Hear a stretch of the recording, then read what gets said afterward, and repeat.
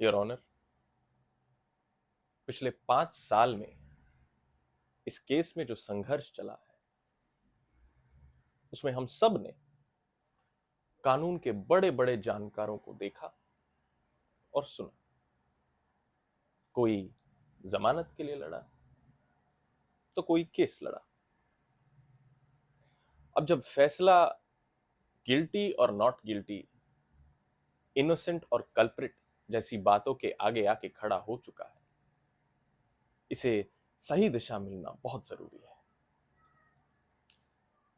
एक बात मैंने नोटिस की योर ऑनर, आपने भी की होगी, कि डिफेंस ने बाबा को डिफेंड करने के जितने भी जतन किए वो सब फेल हुए। पुलिस की कानूनी प्रक्रिया को गलत ठहराना, पॉक्सो के चार्जेस पे सवाल उठाना, बच्ची को रॉन्गली अडल्ट प्रूफ करवाना, कभी बीमारी तो कभी कुछ तो कभी कुछ। देखिए, जो भी मेरे अगेंस्ट में है, यहां शर्मा जी हैं, हम सब अपना प्रोसिक्यूशन और डिफेंडेंट का फर्ज अदा कर रहे हैं बस। लेकिन डिफेंस काउंसिल बाबा को डिफेंड करते करते कहां चूक गई, कहां चूक गई? वो चूकी योर ऑनर एक जघन्य अपराध को समझने में, वो चूकी पीड़िता की मनोस्थिति को समझने में, वो चूकी इस बात को समझने में कि इस अपराध का पूरे समाज के ऊपर क्या प्रभाव पड़ सकता है। जनाब, इस देश में लड़की का जीवन काल बहुत समस्याओं से भरा होता है और ये बच्ची उन सभी लड़कियों की व्यथा को बयां करती है। मुझे बहुत शर्म महसूस होती है ये कहते हुए योर ऑनर कि हमारे महान देश में हर लड़की बचपन से लेकर युवा अवस्था तक किसी ना किसी प्रकार से एक बार मानसिक और शारीरिक रूप से प्रताड़ित होती है। और इस प्रकरण में इस बच्ची में किसी को पीड़िता दिखाई दी तो किसी को पैसे बनाने का साधन, किसी को अपनी कुंठित वासना को पूरा करने की ललक दिखाई दी, तो किसी को इसमें टीआरपी। लेकिन मुझे योर ऑनर इस बच्ची में एक रौद्र काली दिखाई दी, मां दुर्गा दिखाई दी, क्योंकि ये बच्ची आवाज उठाना चाहती है, अपने लिए लड़ना चाहती है।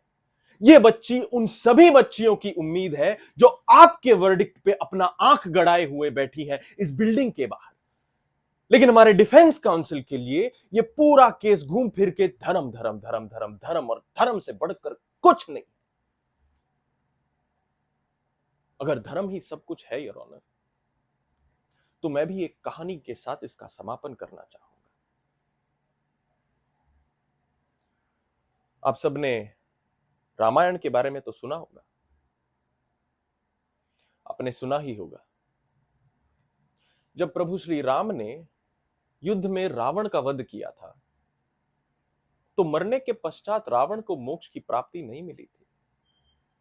रावण जो शिव जी के परम प्रिय भक्त थे, वो मरने के पश्चात सालों तक तपस्या करते रहे ताकि शिव जी उन्हें दर्शन दे और उन्हें क्षमा करें। लेकिन शिव जी ने ऐसा नहीं किया।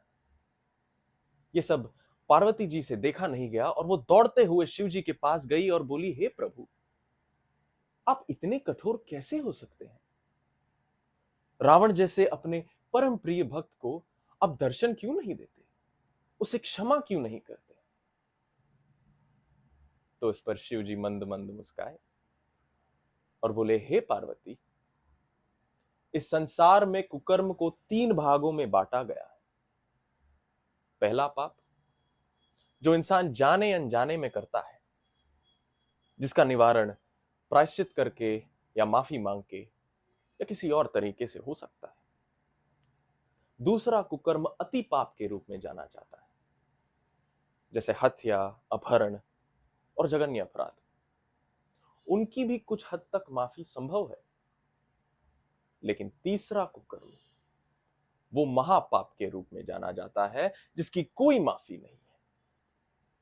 तो इस बात पर पार्वती जी ने शिव जी को टोका और अचंभे से पूछा कि हे प्रभु, लेकिन रावण ने तो सीता जी का अपहरण किया था, वो तो अति पाप का रूप जाना जाता है, आप उसे महापाप क्यों बोल रहे हैं?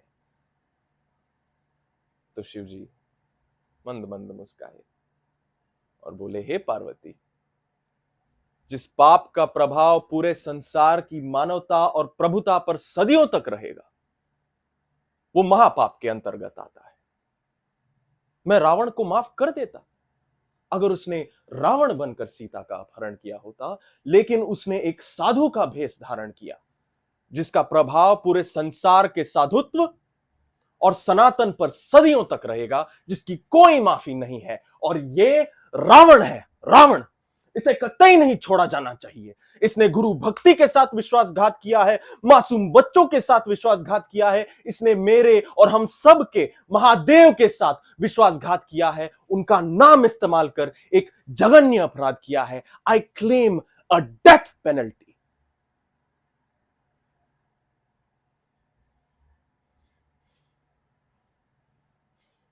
To be hanged till death.